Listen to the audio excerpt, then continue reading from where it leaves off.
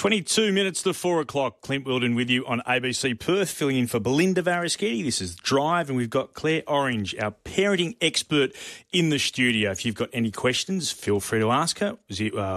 What should we go with? The talkback number first, 1300 222 720, or send us a text, 0437 922 720. I'm going to use this as my opportunity to ask questions about my 2-year-old, who has become increasingly defiant in the last couple of weeks. And once upon a time, you could tell him what to do and he would listen.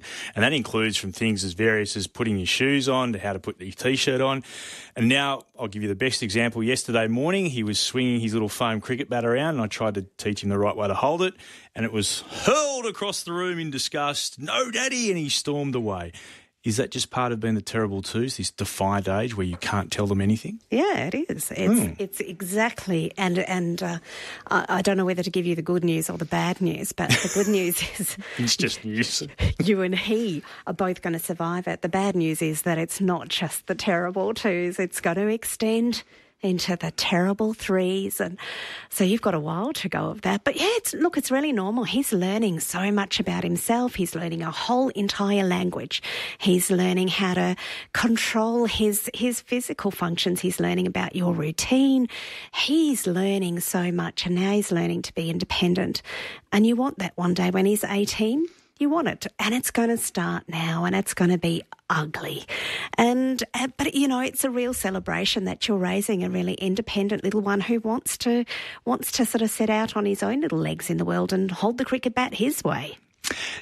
How much sleep does a 2-year-old need? And then if we go that forward from 2 to 3 to 4, how many hours should a overnight in one stint, and indeed do you throw a nap or two in there along the way? Yeah, so your 2-year-olds really you're going to be putting down, it depends on your family routine. Every family is different, but you should be heading towards that 10 to 12 hours with your 2-year-old. And then during the day, if you're lucky, if you're one of the lucky ones, you're going to still be having 2 naps. So you'll be having a morning nap and you might be having an afternoon nap. If you're anything like my 4 ragamuffins, they gave up their sleep pretty much at 12 months. We were down to a single day sleep, and on a single day sleep, you're really looking for a good hour and a half, because otherwise, by the time the end of the day comes, you've got a fractious little person who's hungry but too tired to eat, and then you get into that terrible nighttime tantruming that happens. When does the nap during the day stop? Well, you know, it's dependent. I've got friends who are just so exceptionally, fantastically wonderful with their kids and got them to sleep all the way through until their school years. Wow. So even having a short nap. One of the things that I'd recommend, and even for you, Clint, is if you've got a little one who's 2 and not going for those 2 naps a day, you still have your rest time.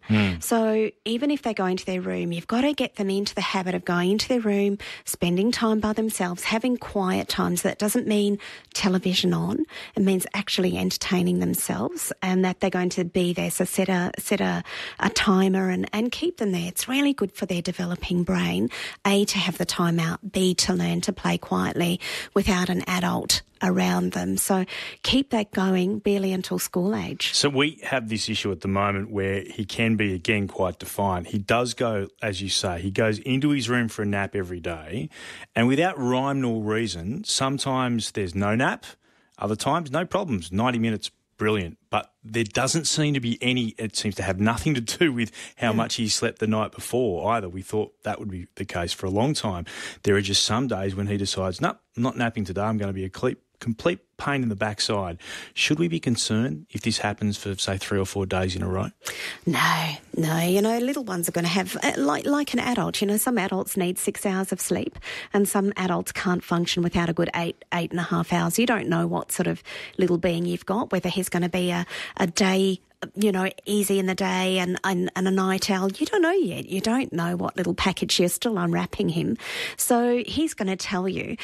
I would do things that would facilitate a nap. By sort of day 3, day 4, his brain is going to need that catch-up sleep, especially at between 2 and 3. So, you know, the drive in the car, the thing that really sends them over the edge, you know, program that in when you know you're going to get him to tip over the edge into some sleep. Holidays coming up for a lot of people, which means people go away and it changes sleep patterns for kids because they're out of their room, they're out of their cot, they're out of their comfort zones. What can you do to minimise damage that does to their sleep patterns? Well, there's not really much you can do. I think, well, for any change, whether it be holidays, illness, something happening within the family, really you have to help facilitate the emotional load on a child over that period of time. The danger that families run into is that the child then learns that habitually. So you might go away on holiday and you might be in a hotel, might be noisy or just different, and then you end up for that day nap just lying down beside the child, and then they go home and then they want you to lie down beside them. And you really have to, as soon as you get home, you set some good boundaries around how you're going to manage that. So the first couple of days you're transitioning in, and then you get tough. Then you go back to your home routines and you hold them, because otherwise you've got a very clever manipulator who's going to take as much as you can possibly give. And that's exactly the case at my house. How do you teach, or how do you go about starting to teach toddlers how to share? Because it's something that we actually want them to be able to do, but they're at that age where they realise that things belong to them, or they would like to control certain toys around the house. How do you go about that issue when you actually want to try and teach them in a social setting, when you're with other friends and family, when you're with other kids at playgroup? How can you actually teach them to share? What's the first step on those very challenging little things that they have to learn to do? Yeah, well, sharing. I mean, with your little ones, really up until 4, they're very egocentric. The world is about them, their needs. I had one of my boys had a shirt and it said, if I look at it, it's mine. If I touch it, it's mine. If it's yours, it's mine. If it's blue, it's mine.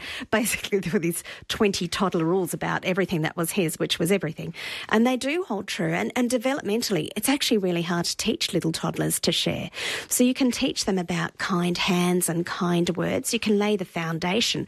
But actually that process of sharing, giving up something I'm having fun with, that's hard for some teenagers to do. It's hard for some adults.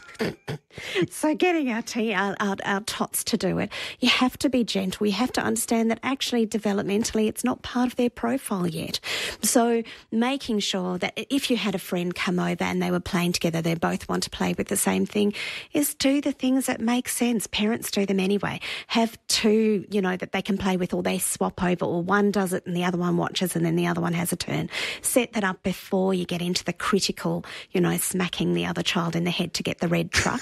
But, having those conversations and being part of that with them, because they don't have the skills to do it themselves yet, and teaching them, that's really coming into that kinder year. Kinder year is all about learning those sharing skills, because now they're on the developmental plane where they can actually do it. Can toddlers be too active? And I make this observation from watching my little bloke, who, and I mean this in the most loving way, is a complete lunatic running around. And then you'll see his other friends from playgroup and the like who seem to be far more relaxed. Can they ever be in a situation where you think, goodness me, you just need to chill out a little bit, champ? Yeah. Yep. Some kids can, and that's where you start to look at diet, because some kids can become quite reactive to colours, preservatives in their diet. They can become quite reactive to gluten. So it can be difficult things that you might not necessarily pick that are activating that child, that don't give them the downtime as well. But, all kids, activity is on a spectrum. I've got a couple that are sloths and we're quite happy sit and cut for hours. And then I've got one who is a lunatic, just like yours. And now is still a really busy boy. So if we sit and watch a movie, he's making origami, or he's cutting something out, or he's making a project out of Play-Doh, and he'll sit there with a mat. Sitting still for him, it's not his forte. There is a spectrum, but if you're finding that it's outside of what you would expect, or you're worried about it, or you think it's impacting their learning or their sleep, it's time to have a look at what is happening, what could be contributing to that. Claire, it's been outstanding to get a bit of advice from you. I really appreciate you coming in. We'll go home and put that all into action. I'm sure our listeners with toddlers will be able to do the same thing. Thank you for coming in. Claire Orange, our parenting expert here on Drive. Thanks, Clint.